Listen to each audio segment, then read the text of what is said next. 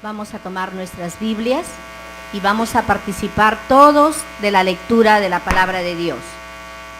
Es el Salmo número 37 que vamos a participar leyendo en esta mañana y lo vamos a hacer en una manera antifonal.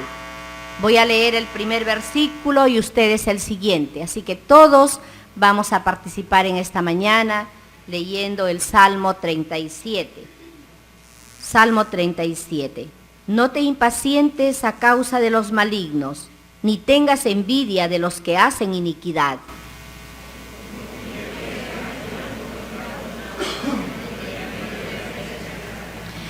Confía en Jehová y haz el bien, y habitarás en la tierra y te apacentarás de la verdad.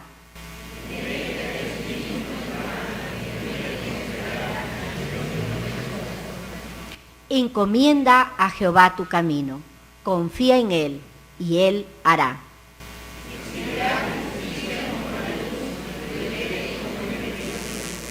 Guarda silencio ante Jehová y espera en Él. No te alteres con motivo del que prospera en su camino, por el hombre que hace maldades.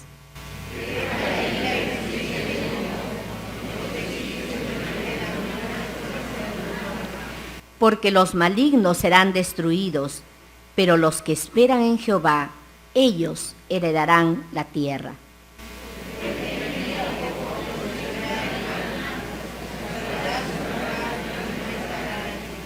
Pero los mansos heredarán la tierra y se recrearán con abundancia de paz.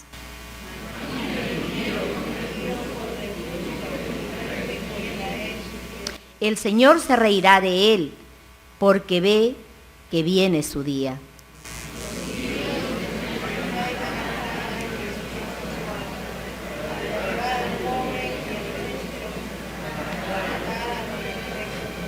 Su espada entrará en su mismo corazón, y su arco será quebrado.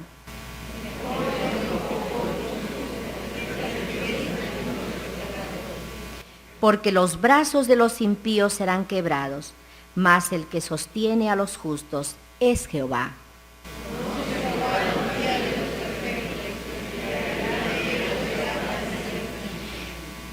No serán avergonzados en el mal tiempo, en los días del hambre serán saciados.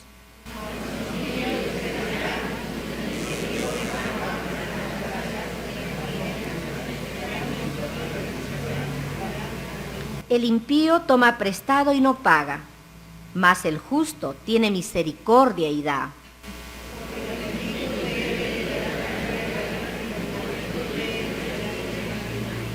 Porque por Jehová son ordenados los pasos del hombre, y él aprueba su camino.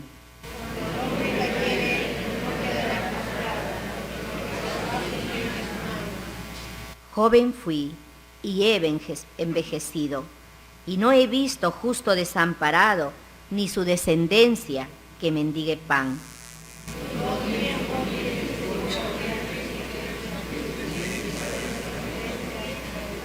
Apártate del mal y haz el bien, y vivirás para siempre.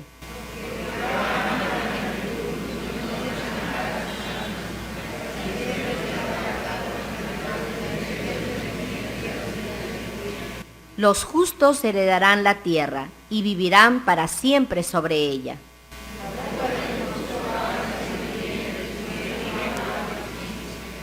La ley de su Dios está siempre en su corazón, por tanto sus pies no resbalarán. Jehová no lo dejará en sus manos, ni lo condenará cuando le juzgaren.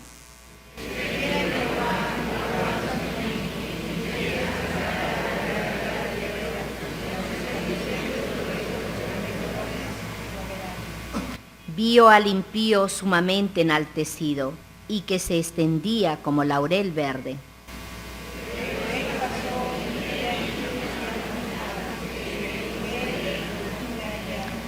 Considera al íntegro y mira al justo, porque hay un final dichoso para el hombre de paz.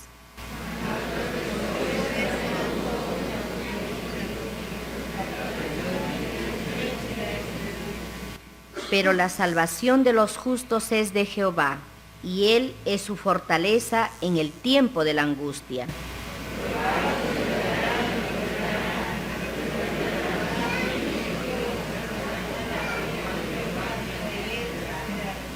Gracias al Señor por su palabra. Ahora voy a invitar a nuestro pastor Alex Donelli. Él tiene la predicación esta mañana. Adelante, pastor. Hermanos, buenos días, en nombre del Señor. Esta mañana permítame en primer lugar descargar algunos saludos. He estado de viaje este mes en diferentes lugares. Hace 3 semanas tuve el privilegio de estar por el sur de Bolivia, en una conferencia en la ciudad de Sucre, y ahí los hermanos de algunas iglesias donde estuve predicando envían saludos a ustedes aquí. Y luego volviendo, estuve predicando en Lima también hace 2 semanas, y los hermanos de la Iglesia Bautista en Miraflores envían saludos también para esta congregación. Así que hermanos, ustedes ya son conocidos en diferentes partes, donde quiera que vamos transmitimos sus saludos, y es un placer ahora estar con ustedes una vez más esta mañana. Vamos a continuar con el estudio de Mateo capítulo 5, las bienaventuranzas, que es el tema que se ha escogido para tocar durante estos días.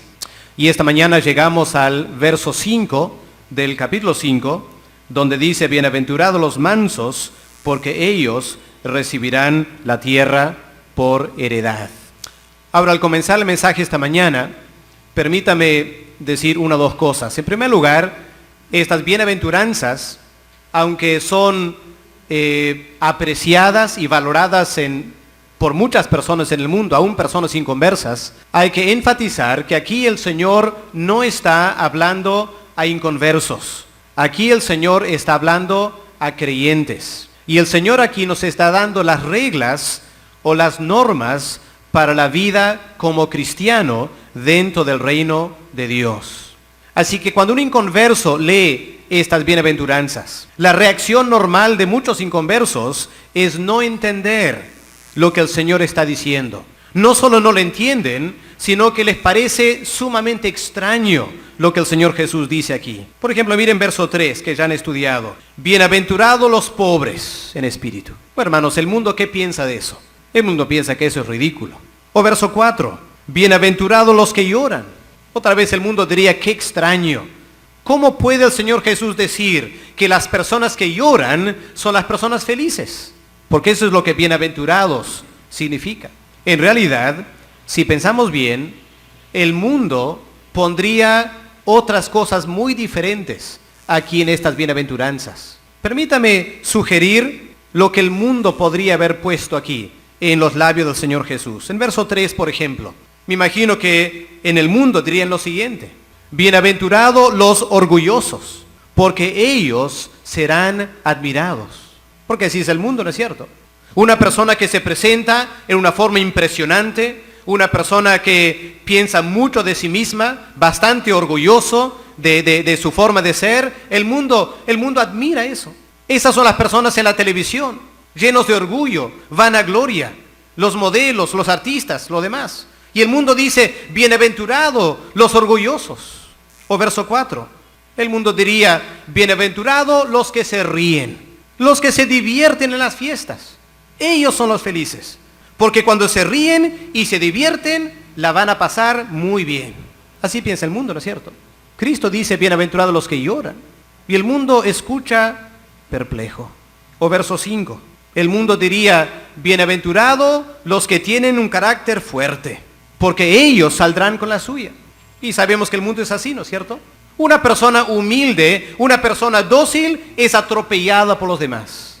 Una persona fuerte, alguien que tiene un carácter, él hace lo que quiere. Y el mundo considera esas personas bienaventuradas. O el verso 6, el mundo diría, bienaventurados los que tienen hambre y sed de cosas materiales, porque ellos prosperarán en la vida. Bueno, uno podía seguir, pero creo que eso es suficiente para entender lo que estoy diciendo esta mañana. Estas bienaventuranzas, el mundo escucha y queda perplejo, no entiende. Pero hermanos, aquí el Señor Jesús nos está dando las reglas y las normas para nuestras vidas aquí en la tierra. Ahora, al venir a estudiar el verso 5 esta mañana, debo enfatizar lo que quizás ya pastores anteriores han dicho. Aquí el Señor Jesús está hablando hace ¿cuántos años? 2000 años. ¿De dónde venía el Señor Jesús? No era peruano, ¿no es cierto? No conocía la cultura peruana. El Señor era judío. Su trasfondo era el Antiguo Testamento.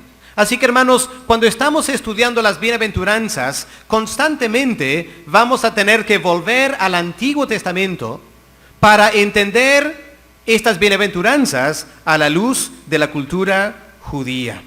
Ahora, esta mañana yo quiero con ustedes hacer 2 o 3 cosas bastante sencillas. En primer lugar, quiero considerar con ustedes quiénes son los mansos. Cuando Cristo dice bienaventurados los mansos, ¿de quién está hablando? En segundo lugar, hay que hacer esta pregunta: ¿qué es lo que el Señor promete a los mansos? ¿Y qué significa la promesa que el Señor Jesús hace? Ahora, esas son las 2 preguntas que queremos contestar esta mañana, y si Dios nos ayuda al final, vamos a tratar de aplicar esto también a nuestras vidas esta mañana. Empecemos entonces considerando esta palabra, los mansos. ¿Quiénes son los mansos? Ahora, aquí el Señor indudablemente tiene en mente el Salmo 37, el Salmo que leímos hace unos momentos. Pueden mirar en sus Biblias, si quieren, en el Salmo 37 y el verso 11. Y van a encontrar ahí las mismas palabras del Señor Jesús. En Mateo 5, el verso 5, el Señor está citando Salmo 37 y el verso 11. ¿Qué dice la primera parte? Pero los mansos heredarán la tierra. Así que de ahí viene esta bienaventuranza del Salmo 37. Ahora, ¿qué significa esta palabra, los mansos? La palabra en hebreo que se usa aquí en Salmo 37, verso 11, la palabra simplemente significa a la persona humilde. Y por lo general era una persona humilde porque era pobre. Es decir, no tenía muchos recursos materiales y por ende era una persona humilde, una persona bastante sencilla. Ahora, creo que sabemos muy bien en la sociedad en la cual vivimos cuál es la suerte de la persona humilde. Por lo general, la persona humilde es atropellada en la sociedad. Antes de venir aquí a Trujillo, yo trabajaba por la sierra, en Tarma. Yo tengo bastante sensibilidad hacia la gente de la sierra por razones de haber trabajado ahí. Y uno es consciente en una sociedad como la peruana, ¿qué es lo que pasa con el serranito, si me permiten hablar? ¿Qué pasa con el serranito recién bajado de la sierra? ¿Cómo lo tratan aquí en la costa? Los limeños, ¿cómo se burlan del serranito, no es cierto? Su forma de hablar, su forma de vestir. Y uno se imagina una persona ahí en Lima, en una barriada, recién llegado de la sierra, armado su chocita ahí, en las faldas de un cerro en Lima. Y se da la casualidad que hay una gran empresa transnacional que quiere establecer una fábrica justo en ese cerro. Y los dueños de la fábrica vienen y ven esta chocita de un serranito establecido ahí. ¿Y qué hacen? Bueno, muchas veces lo que pasa es que envían matones, ¿no es cierto? Y empiezan a destrozar la casa de esa persona humilde para que la empresa pueda apoderarse del terreno para construir su fábrica. ¿Y qué le queda a esa persona humilde de la sierra hacer? Bueno, podría pensar en un juicio, ¿no es cierto? Alguien podría decirle, bueno, ¿sabes qué? Tú tienes título de la propiedad, así que saca un juicio, enjuicia a esta empresa para retomar tu posesión. ¿Pero va a resultar eso? No resulta, ¿no es cierto? Porque la empresa maneja mucho dinero, maneja los abogados, maneja los jueces. Y esa persona humilde encuentra sus derechos atropellados y sufre tremendamente aquí en la tierra. Para el mundo, hermanos, la Biblia nos dice, no hay nada nuevo bajo el sol. Y la realidad que muchas personas viven en nuestro país es la realidad que se ha vivido a través de los años. Y podemos, por ejemplo, o podrían ustedes después mirar en el libro de Job, el capítulo 24, versos 1 al 12, y van a encontrar ahí una tremenda descripción de una persona humilde, atropellada por una persona rica y fuerte y pudiente. Entonces, en el Antiguo Testamento, ¿qué es lo que Dios dice a una persona pobre, una persona humilde, una persona que frecuentemente se ve atropellada por las personas ricas. ¿Qué dice Dios? Una cosa muy sencilla. Aprende a confiar en mí. No pongas tu confianza en tus habilidades de defenderte y luchar contra el rico y el opresor. No. Aprende a confiar en mí. Y ese es el tema de todo el Salmo 37 que hemos leído. No sé si ustedes se dieron cuenta cuántas veces el Salmo 37 aconseja al creyente confiar en Dios. Miren verso 3. A la luz del impío, que está prosperando y tiene grandes riquezas, ¿qué dice Dios? Confía en Jehová. Confía en Jehová. No trates de pelear contra el impío. Confía en Jehová. Verso 5. Encomienda a Jehová tu camino y confía en Él, Él hará. Tú no tienes por qué intervenir, Él hará, si tú estás confiando en Él. Verso 7. Guarda silencio cuando estás sufriendo el atropello. Guarda silencio, no reacciones. Guarda silencio delante de Jehová y espera en Él. Ahora, eso es lo que la Biblia recomienda. Pero tenemos que reconocer que no siempre es fácil, ¿no es cierto? Hace una semana, un poco más, con mi familia estuvimos en la ciudad de Huancayo, porque mi cuñado, Michel, estaba graduándose en Derecho en la Universidad de Huancayo. Y durante esos días, pasando con la familia ya, conversando con mi cuñado, él, terminando sus estudios, obviamente lo que él tiene en mente es poder conseguir un trabajo. Pero él me compartió la lucha, a lo menos en Huancayo, que implica tratar de ganar un trabajo como abogado. ¿Por qué? Por la total corrupción del sistema de justicia en esa ciudad. Y él me dijo, mis mismos profesores, los mismos profesores que me han enseñado son los más corruptos. Y si yo quiero tener un trabajo, voy a tener que sobornar a uno de estos abogados, mis profesores o algún juez, porque si no soborno, olvídate, no hay trabajo. O quizás, si no sobornar, a lo menos uno tendría que, me dijo él, uno tendría que ir con estos abogados o jueces y uno tendría que comprar bastante cerveza, ponerse a tomar, emborracharse con las mujeres y todo lo demás y ganar la confianza y recién, de repente, un puesto de trabajo. Y obviamente mi cuñado estaba molestísimo. Él ha estudiado 5 o 7 años para graduarse como abogado. Y ahora, ¿cómo trabajar? Y hay otras personas, quizás menos hábil que él, en derecho.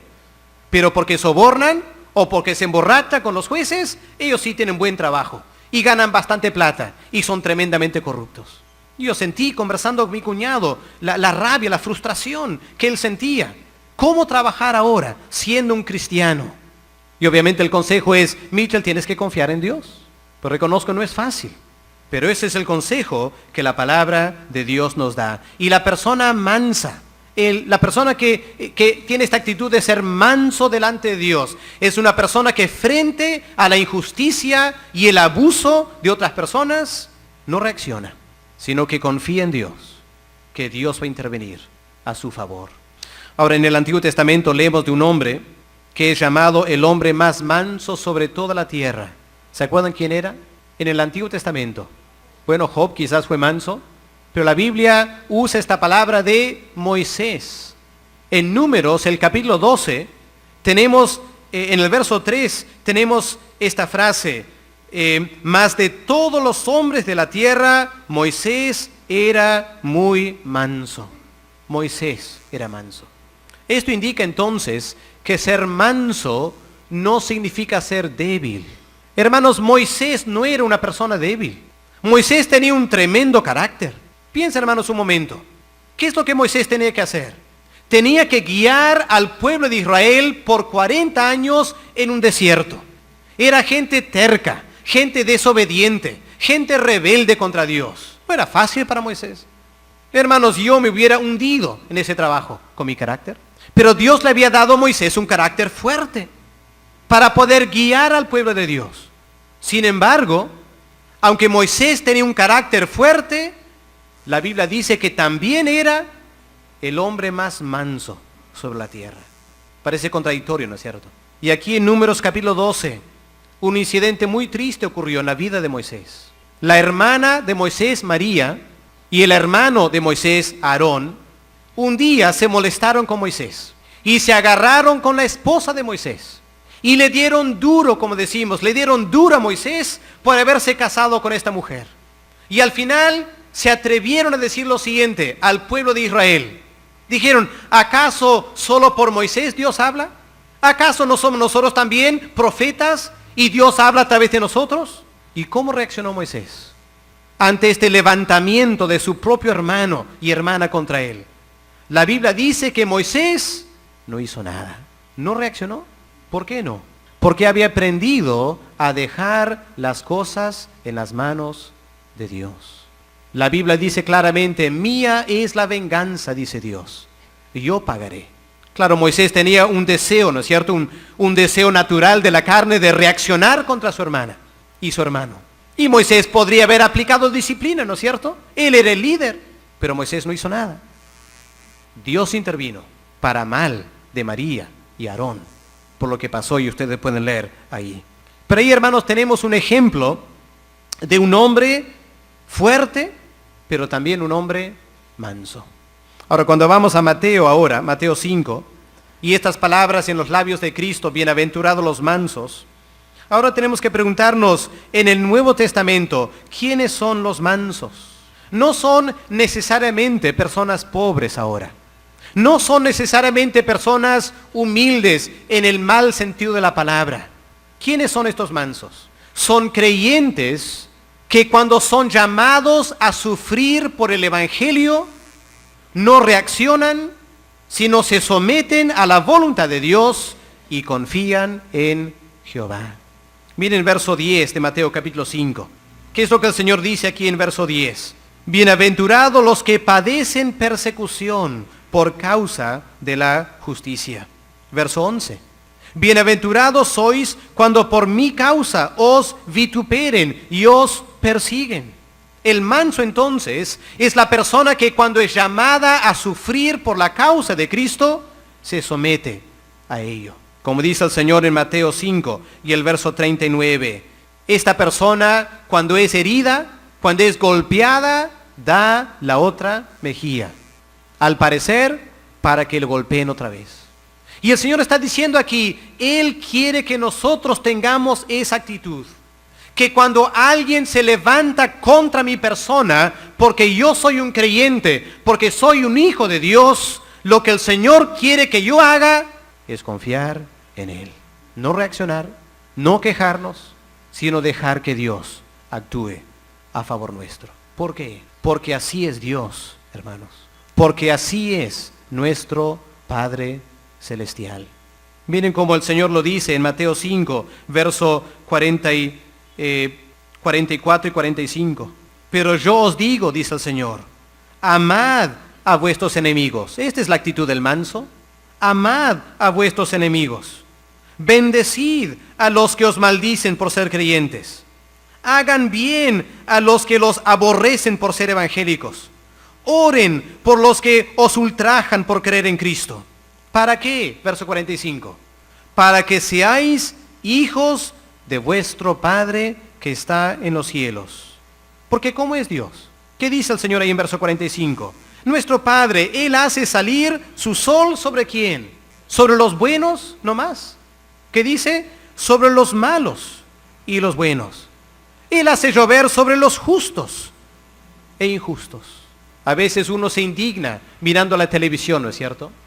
Personajes como Hildebrand y otras personas que se atreven a hablar contra de Dios. O Jaime Bailey, por ejemplo. Cuántas blasfemias, cuántas malas palabras habla contra Dios. Sin embargo, ¿qué hace Dios? Aparentemente no hace nada. Hildebrand prospera, Jaime Bailey prospera, el sol brilla sobre ellos, la lluvia cae sobre ellos, tienen buenos negocios, buenos contratos, una buena vida, casa en Miami y todo lo demás. Porque Dios es manso. Porque si Dios no fuere manso, ante la primera blasfemia, un rayo del cielo y se acabaría con Hildebrand y Jaime Bailey y los demás. Pero Dios no es así. Dios tiene paciencia. Dios tiene misericordia. Dios no reacciona ante la primera provocación. es manso. Y Dios quiere que nosotros también aprendamos a ser así. Un tremendo desafío, ¿no es cierto? No es fácil vivir así.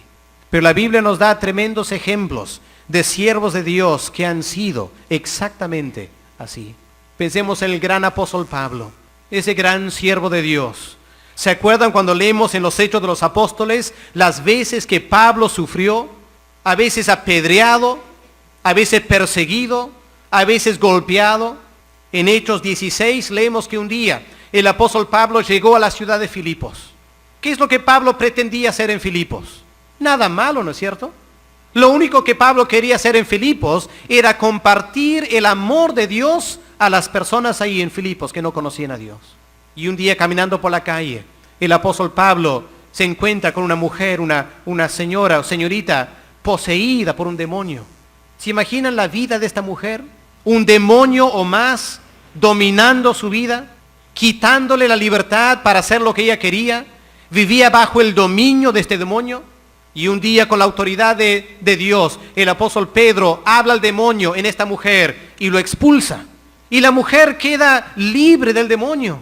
Hermanos, uno pensaría que la sociedad en Filipos, viendo esto, le aplaudiría al apóstol Pablo, ¿no es cierto?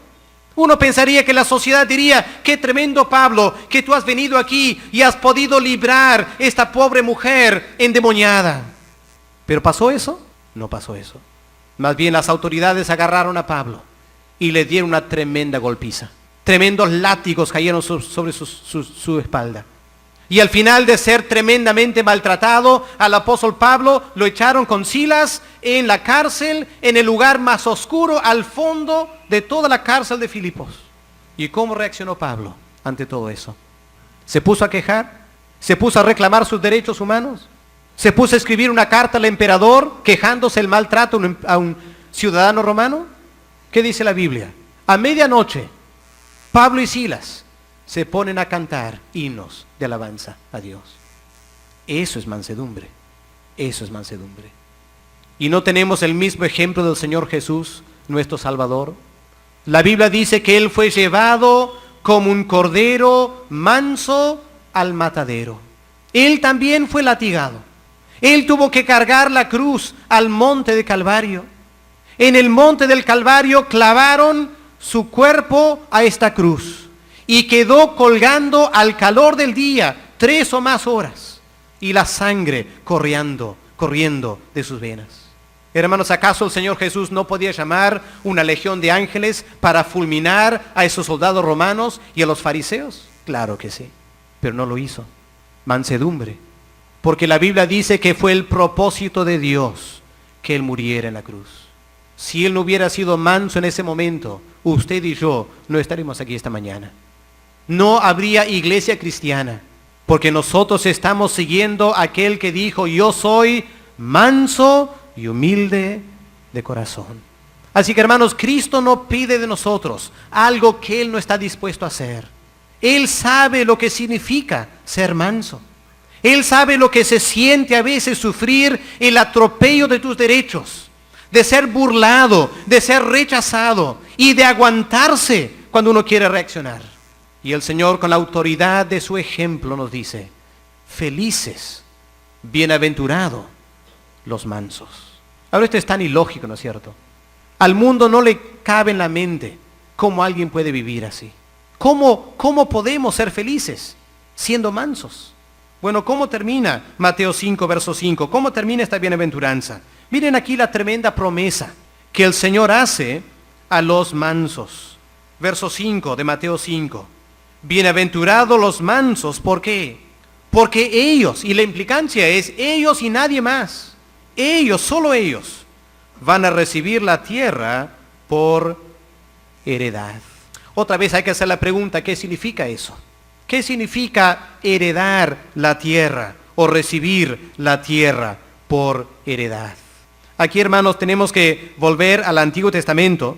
Si volvemos un momento al Salmo 37, vamos a ver que en el Salmo 37 constantemente el salmista habla de heredar la tierra. Miren un momento, Salmo 37. Y de repente pueden subrayar en sus Biblias las veces que esta idea de heredar la tierra aparece en el Salmo 37. Miren verso 3. confía en Jehová y haz el bien, ¿y qué va a pasar? Habitarás en la tierra. Verso 9. Los malignos serán destruidos, pero los que esperan en Jehová, ellos heredarán la tierra. Verso 11. Pero los mansos heredarán la tierra. Verso 18. Conoce Jehová los días de los perfectos, y la heredad de ellos será para siempre. Verso 22. Porque los benditos de él heredarán la tierra. Verso 29. Los justos heredarán la tierra y vivirán para siempre sobre ella. Verso 34. Espera en Jehová y guarda su camino, y él te heredará, te exaltará para heredar la tierra. Así que ahí está constantemente este refrán, ¿no es cierto? En el Salmo 37 la promesa es, las personas que son mansas y confían en Dios, ellos van a heredar la tierra. ¿Pero qué significa eso? Aquí hay que notar un detalle que encontramos cuando leemos los primeros libros del Antiguo Testamento. Hemos mencionado ya ese gran siervo de Dios, Moisés. Y recordamos, ¿no es cierto?, la labor que Dios le encomendó, de sacar al pueblo de Israel, llevarles por el desierto a la tierra prometida. Pero hermanos, ¿de quién era la tierra prometida? La Biblia dice varias veces, la tierra prometida pertenecía a Dios, era de Dios. Y Dios estaba cediendo la tierra prometida, la tierra de Palestina, al pueblo de Israel como, escuchen esta palabra, como herencia. Era su heredad de parte de Dios. Pero Dios había puesto una condición. Dios había dicho lo siguiente: ustedes van a heredar la tierra siempre y cuando ustedes me obedezcan a mí y vivan conforme a mi palabra. Mientras ustedes viven conforme a mi palabra y confían en mí, van a poder quedar en la tierra prometida, esta herencia que yo les estoy dando. Pero Dios advirtió, si ustedes no me obedecen, si ustedes empiezan a copiar el mundo, las naciones aledañas, empiezan a vivir en pecado, empiezan a cometer idolatría, ¿saben lo que va a pasar? Dice Dios, les voy a botar de la tierra. Les voy a esparcir sobre la faz de la tierra. Y trágicamente, eso fue lo que pasó. El pueblo de Israel rehusó vivir conforme a la palabra de Dios. Y porque rehusaron vivir conforme a la palabra de Dios, al final ellos fueron expulsados de la tierra. Perdieron la bendición de Dios. Y hay un relato muy interesante, muy triste también, acerca de este hombre, Moisés.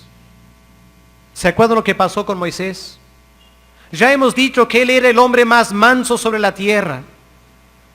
Él había guiado al pueblo de Israel por 40 años por el desierto hasta llegar a la frontera de la tierra prometida. Lo único que le quedaba a Moisés era cruzar el río Jordán para entrar en la tierra prometida. Hermanos, ¿se imaginan ustedes cómo Moisés quería eso? Moisés anhelaba llegar a Palestina. Había sido su trabajo toda su vida. Y uno se imagina un hombre ya de unos 120 años de edad. Estaba ya queriendo jubilarse. Y Moisés, en esos últimos días, queriendo cruzar el río Jordán a la tierra prometida, soñando con su pequeña chacra ahí en Palestina, donde él podía descansar de su trabajo y gozar unos años de paz y tranquilidad antes que Dios lo llamara a su presencia. Moisés anhelaba llegar a la tierra prometida. Pero llegó, no llegó. Dios no le permitió entrar. ¿Por qué no? Porque en un momento él perdió la mansedumbre. ¿Se acuerdan cuándo fue? Durante esos últimos días, el pueblo se quejó otra vez de falta de agua. Y Moisés llevó la queja a Dios, aunque Moisés ya estaba hasta aquí con Israel. Y Moisés dice, Dios, mira, otra vez se están quejando, otra vez es falta de agua. ¿Y qué le dice Dios a Moisés? Tranquilo, hombre. Habla nomás a la roca, saca agua y dale de beber. Pero Moisés estaba harto, ¿no es cierto? Le ganó la carne en ese momento. ¿Qué hizo Moisés? En vez de hablar a la roca, golpeó la roca. En vez de decir, Dios les está dando agua, Moisés dijo, ¿nosotros tenemos que darles agua? Moisés, elevándose al nivel de Dios, perdió la mansedumbre. ¿Y qué dijo Dios? Por ese pecado no vas a entrar en la tierra prometida. Uno podría pensar, qué duro de Dios. Dios tenía sus planes. Dios quería que Josué sea el que lleve al pueblo a la tierra prometida. Pero Dios también estaba pensando en nosotros. Y en Moisés tenemos una clara advertencia de parte de Dios de lo que podría pasar, de lo que Dios tendría el derecho de hacer si no somos mansos. Podemos perder la bendición de Dios. Yo me pregunto cuántos creyentes no están viviendo en la bendición de Dios porque no son mansos. Porque en vez de confiar en Dios, están queriendo agarrar las cosas para sí mismos. Porque en vez de confiar en Dios, cuando son criticados o atacados, reaccionan y hacen lo posible para imponerse sobre otros. Y hermanos, Dios dice, esa es la forma de perder la bendición de Dios. Los mansos son los que van a heredar la tierra. Jeremías fue uno de los grandes siervos de Dios del Antiguo Testamento, pero él tenía un trabajo muy difícil. Y en capítulo 21 de Jeremías tenemos la exhortación de Jeremías al pueblo de Israel exactamente a esto, a ser mansos. ¿Se acuerdan la historia de Jeremías? Le tocó vivir en el tiempo cuando el ejército de Babilonia había rodeado la ciudad de Jerusalén para atacarla. La razón era la desobediencia del pueblo de Israel. Habían pecado tantas veces que Dios había decidido disciplinar a su pueblo. ¿Cómo? A través del ejército babilónico. El peligro, y estaban las puertas de esto, el peligro era que los babilonios iban a destruir la ciudad y llevar a todos los judíos al exilio y matar a muchos otros también, los que estaban en Jerusalén. Y miren aquí la exhortación de Jeremías, o más bien de Dios a través de Jeremías, en Jeremías 21 y el verso 8. A este pueblo dirás, dice Dios, así ha dicho Jehová, he aquí pongo delante de vosotros camino de vida o camino de muerte. Lo que Cristo dijo, el camino angosto y el camino ancho. ¿Y cuáles son estos caminos? Verso 9. El camino ancho, el camino de la muerte, es este. El que quedare en esta ciudad morirá a espada, de hambre o de pestilencia. ¿Cuál es el camino angosto que lleva la vida? La segunda parte del verso 9.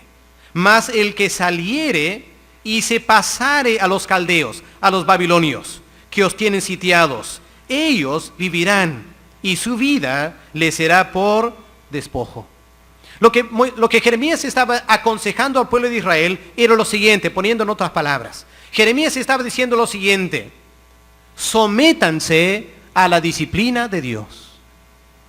Estos babilonios están atacando porque ustedes están en pecado.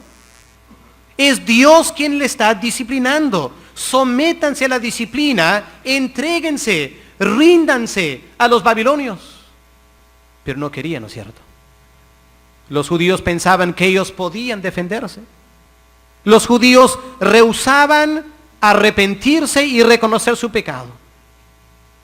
Y tercamente decidieron quedar en la ciudad de Jerusalén y resistir los babilonios, pero también resistir la disciplina de Dios. ¿Y qué pasó? Los babilonios entraron y destruyeron y mataron a casi todos. Si solo hubieran sido mansos, hubieran sobrevivido, hubieran quedado en la tierra, pero no querían ser mansos.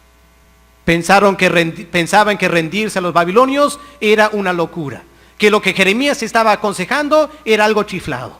No, vamos a resistir. Y murieron. Y hermano, ¿no será que muchos de nosotros sufrimos algo parecido? Dios está tratando con nosotros, pero no queremos reconocer la disciplina de Dios. No queremos reconocer que Dios está hablando de nuestros pecados. Y cerramos los oídos, cerramos los ojos y seguimos viviendo la vida tratando de salir adelante, resistiéndonos a lo que Dios nos está diciendo. Y nos va mal. Y nos va a seguir siendo mal.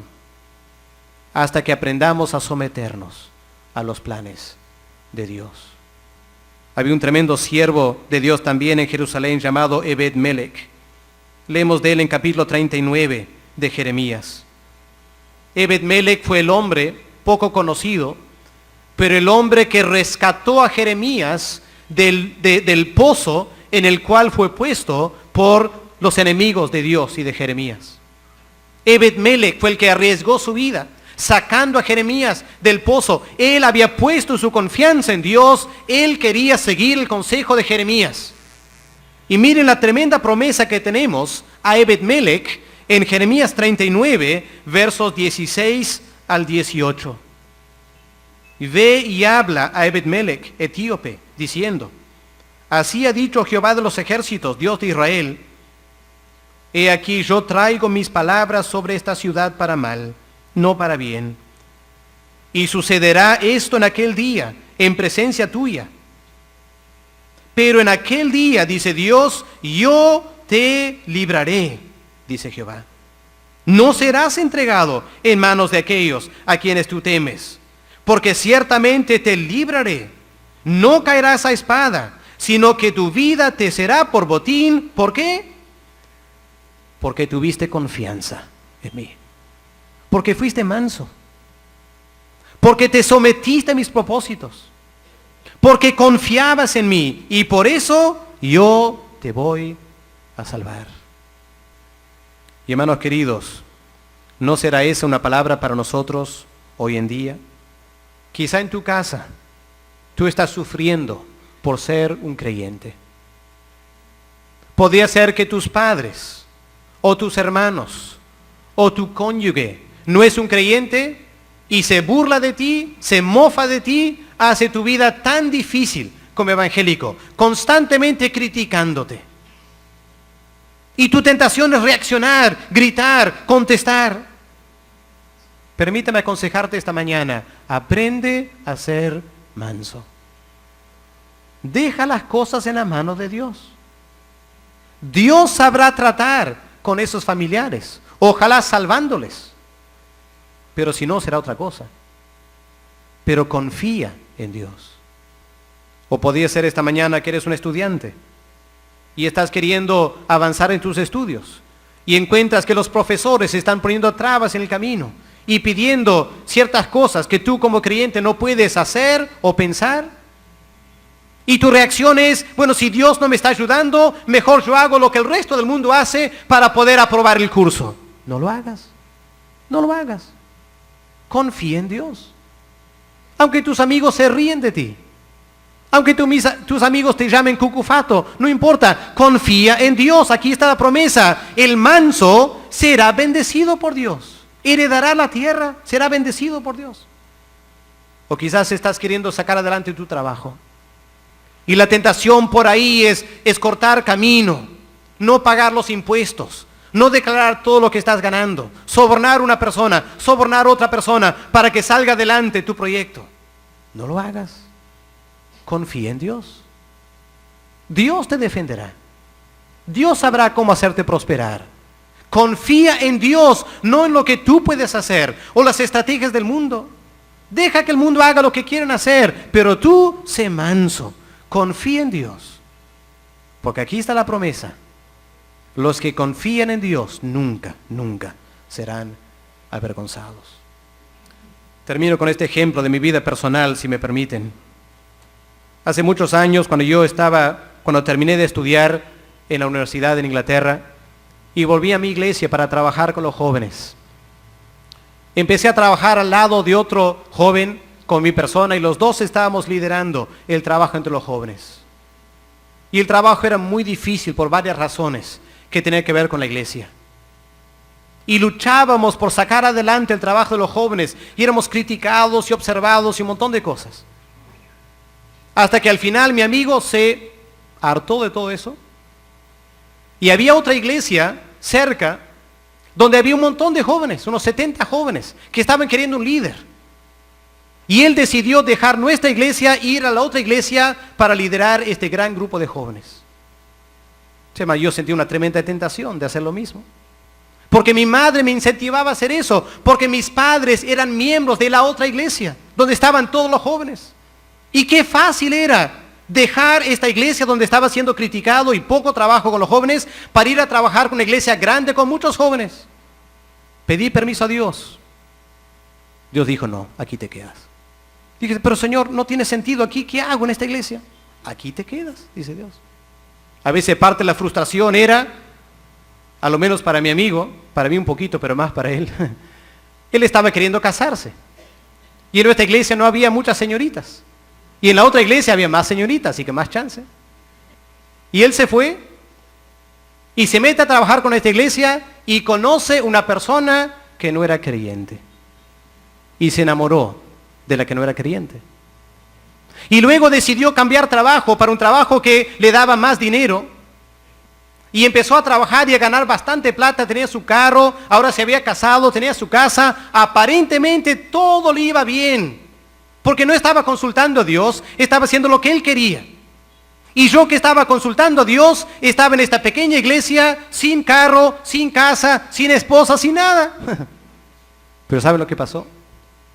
La última vez que vi a mi amigo, su matrimonio era un desastre. Había perdido su trabajo y había salido de la iglesia disciplinado por casarse con una inconversa. Su vida arruinada. ¿Cómo me encuentro yo ahora entre ustedes? Bien casado, una linda casa, una linda iglesia donde trabajar. Porque Dios es fiel, hermanos. No somos llamados a tratar de agarrar las cosas para nosotros mismos. Hay un refrán que dice, ¿no es cierto? Vive la vida y no dejen que otros o que la vida te viva a ti. Bueno, ese es un consejo humanista, ¿no es cierto? El creyente no vive así. El creyente dice, confía en Dios y deja que Dios te dé la vida que Él dispone. Esa es la forma de vivir. No tratar de vivir la vida tú mismo. No, deja que Dios te dé la vida que Él quiere. Esa es la mejor vida. Y a veces uno encuentra como pastor un problema con los jóvenes. Los años van pasando y la señorita quiere casarse. Y no hay un chico con quien se puede llevar bien aquí en la iglesia. ¿Y qué hace? Agarra a cualquiera que está por ahí. Y a veces se casa con un inconverso. Y piensa que va a ser feliz porque, bueno, peor es nada, ¿no es cierto? Pero hermano, peor no es nada. Mucho mejor estar solo que mal acompañado, como decimos. Y hermanos, es asunto de confiar en Dios. No importa si están pasando los años. Confía en Dios. Él sabe lo que Él está haciendo en tu vida. Descansa en Él. No trates de ser más sabio con Dios. Nunca puedes serlo. Dios sabe lo mejor para tu vida. Tú eres hijo de Dios. Tú eres la hija de Dios. Él te ama muchísimo. Y Él no te va a negar lo que es bueno para ti. Pero tienes que confiar en Él. Tienes que entregar tu vida en sus manos. Cantamos una canción, ¿no es cierto?, hace un ratito. Colocamos nuestras coronas delante de ti. Eso es decir, estoy entregando las riendas de mi vida en tus manos, Señor, para que tú hagas con mi vida lo que tú quieras. Pues fácil cantarlo. Otra cosa es vivirlo. Pero Cristo dice, bienaventurados los mansos, los que confían en Él porque ellos recibirán la bendición de Dios. Vamos a orar. Padre Celestial, gracias esta mañana por el gran amor que tú tienes para con nosotros. Confesamos, Padre, que nuestra humanidad a veces pensamos que somos más sabios que tú. A veces, Señor, pensamos o escuchamos la voz del mundo que nos dice, no esperes, agárralo ahora. Y tú nos estás llamando, Señor, a confiar en ti. Padre, perdónanos por las veces que no hemos confiado en ti. Perdónanos, Padre, porque a veces malogramos nuestra vida por no confiar en ti. Padre, pedimos que a la luz de tu palabra esta mañana, tú nos ayudes a tener mayor confianza en ti. Y pase lo que pase, seamos mansos, confiemos en nuestro Dios y Él nos prosperará. Te lo pedimos, Padre, en el nombre de nuestro Salvador, el Señor Jesucristo. Amén.